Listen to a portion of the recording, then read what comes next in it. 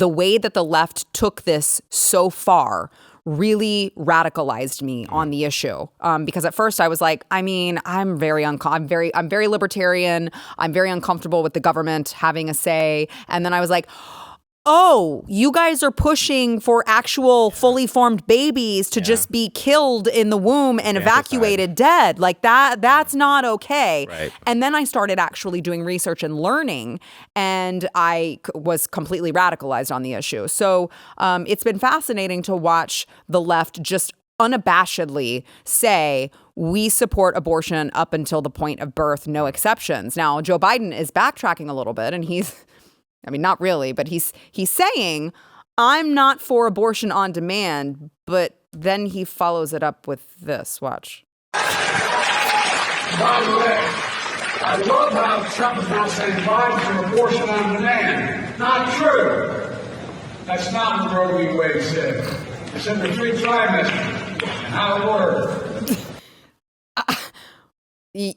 Yes, there's that's why it's called try. Right. There's only 3 trimesters, which would be abortion on demand, because once you hit that 3rd trimester, the end of that is birth. Right.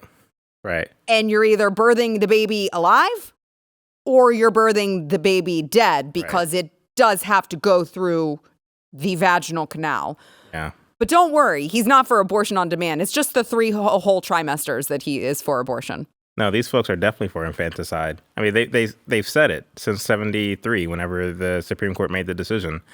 And this is why every year we have a March for Life, because it's important. This issue is that important. And so what he did right there, and God bless him, he...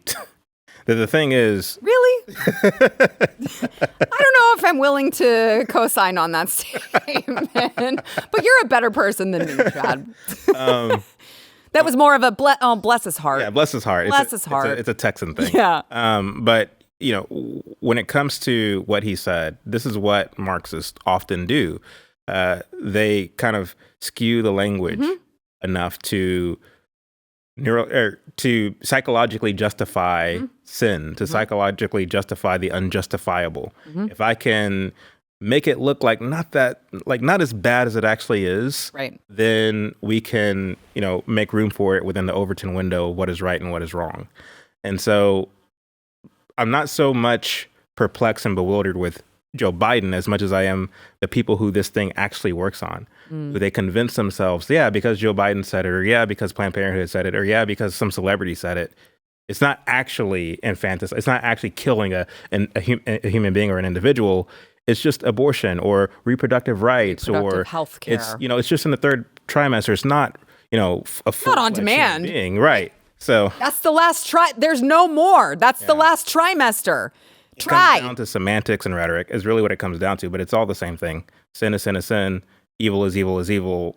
Killing is killing is killing. And I'm just curious, if you are for abortion in all 3 trimesters, why not wear that with a badge of honor? Right. Why not just say, yes, I am for abortion on demand. I do think that it should be readily available through all 3 trimesters. Why not? Why not? Because they know at the end of the day, this isn't a cantaloupe. It's, of course, a tiny human that you are advocating to just be killed because the mother, I don't know, finds it inconvenient or whatever. So it's been fascinating to watch them do that. You brought up reproductive rights, reproductive health care. I can't think of one other instance that we use the term health care when we literally mean the intention behind every single abortion is the death of a human. Right. That's the intention. That's the goal. Yeah. But we call it healthcare. Well, I'll take it a step further. I reject the term healthcare altogether because healthcare is something that you do, whether it be by eating right or working out or whatever the case may be. That's what healthcare is. What we mean to say is medical care. That is a doctor or physician basically using their medical profession to render aid to you. Those are 2 different things. So, with Obama being the healthcare president and all the things, again, all this boils down to semantics and rhetoric, when at the end of the day, it's a push for an expanded government on the one hand and calling good evil on the other, or I'm sorry, evil good on the other. Yeah, so. Evil good and good evil.